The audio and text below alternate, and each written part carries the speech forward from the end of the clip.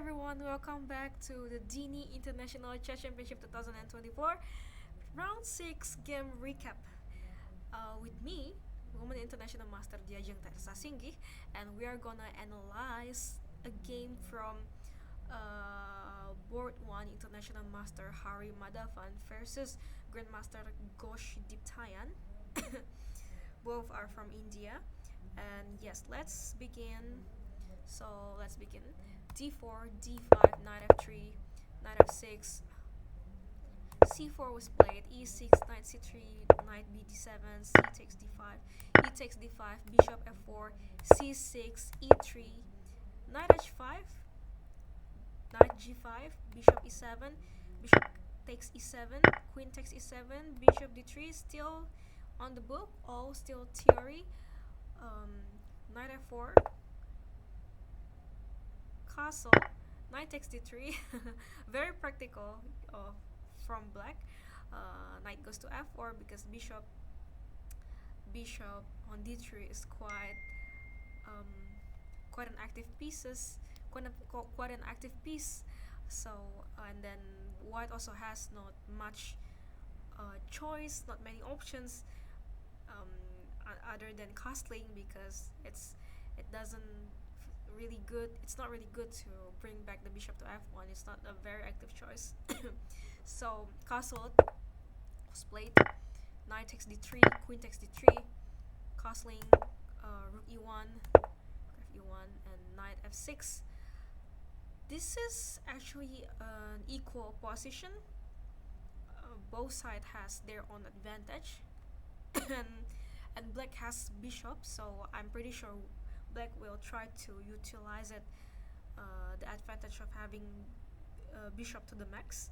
So white as well has two active knights, and now the knight on f3 goes into e5 to to be placed in the better square. Rook d8, a3, bishop e6, b4, a6, queen c2, knight e8, knight a4. Wow. A very good attempt and positional understanding by white because, of course, having two knights, it doesn't mean that we don't have bishop and we are weak. No, that is a very wrong conception. And so yeah, this is what exactly what we have to do in this position when we have two active knights. We always try to improve the position by doing all this, like moving the knight onto a4 to have more access to strategical squares, such as not placing the knight on c5 or placing the knight on b6. And these ideas are coming and very logical, and I'm pretty sure it's also come quite natural for the player. Knight e6 is also trying to reach the strategical squares, such as c4 and e4, knight b6, rook a b8. Slowly, both sides are trying to improve their position because it's in this position you don't have like an instant way to open up the position or make complications. Knight f3, queen e6. I can see the white is trying to bring the pieces to the queen side, and black is trying to bring the pieces on the king side. This is exactly what the definition of utilizing the advantage to the max, because in this typical position and opening, it's clear that white's advantage is on the queen side, so white has to most of the time attacking the queen side or create some problem. And black on the other hand, black's advantage is always on the king side because it's more open on the king side. And what white has to do here is to have to have a solid enough defense on the king side so that white can continuously attacking on the queen side. But white cannot be slow, because if white is only focusing on attacking on the queen side, it means white is neglecting the king side, and it will be so dangerous for white's king, as we can see. And I'm already feel a little bit worried about the king side of white here, because black is uh, black is bringing all the pieces to the king side. And let's see what will happen in the next few moves. Yes, the queen is going back to c1, because white realized that the king side needs more pieces to defend, cannot just continue attacking on the queen side, or else uh, checkmate is coming. Knight a4, queen g5, knight f1, rook d8, f3, h5, rook ae2. Okay, I'm not sure how to feel about f3. I don't think uh, it doesn't really match to the way I think. Maybe because like f3 will create the problem on e3, because okay, we have knight on f1 here, but the e3 is anyway um, no longer protected or defended by the pawn. So I don't really agree by this move, and we had actually alternatives such as queen c5, I mean knight c5, or maybe knight g3, to neutralize the attack. But okay, f3, maybe white has other considerations, but in the positional principle, we we have so many considerations when we want to create such change in the pawn structure, especially in the crucial moments like this. f3, h5, just keep on pushing by black. Rook ae2, trying to defend more. Knight c5. Now white is sacrificing. Oh no, white is not sacrificing anything, because both sides are threatening exchange the rook. Bishop takes e2, knight takes e6.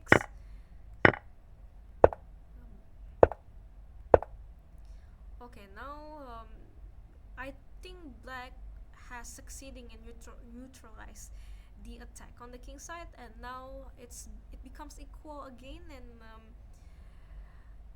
not um, both sides don't really have like big chance to have to open the position, or to have like something going on. h3 was played g6, trying to improve the position and maybe having new ideas. Rook goes back to e8, I believe, with the idea of rook goes to a8 maybe, and then push a5 and trying to switch side to queen side. This is very exciting, you know. These players are, really, really playing an exciting games with just by us. Like we can just see by seeing their way of playing, switching side. So the game, it doesn't just end like okay, attack and end. And now what happened is, they once one side is stuck, they goes to another side and starting the war again, and maybe like later on maybe we'll be switching sides again. We don't know. So this is interesting. King f2, king goes back. Queen g5, king f2, a5. Okay, now black is having a new idea, and black is just starting to open up the position finally on the queen side. White takes, and rook a8. Why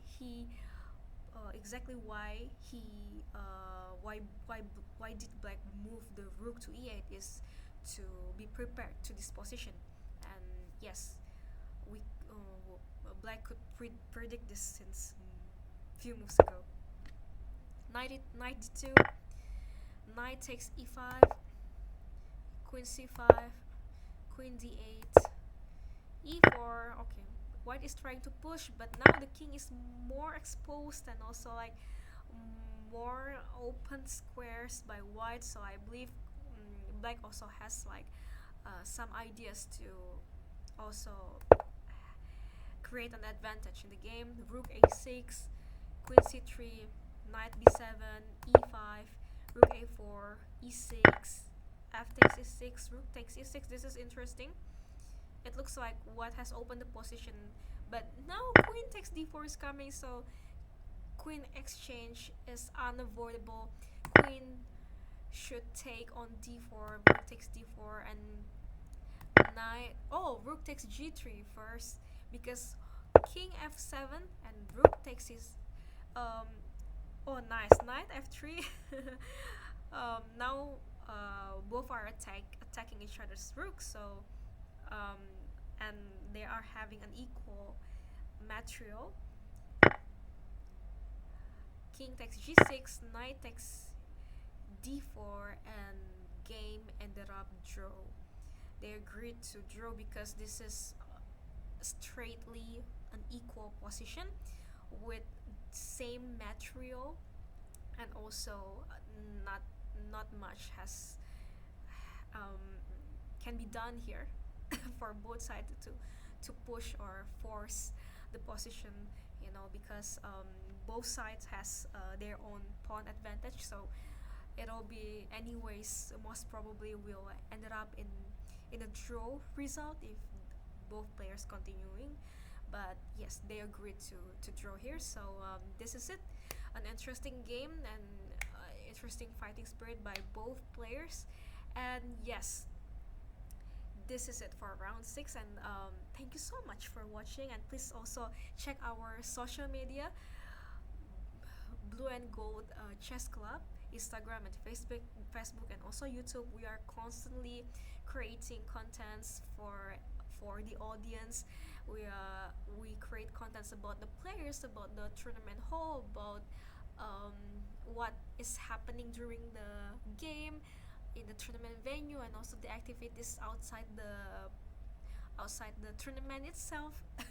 And so yeah, thank you so much, and also thank you for the sponsor, DINI Communications Inc., to make this happen.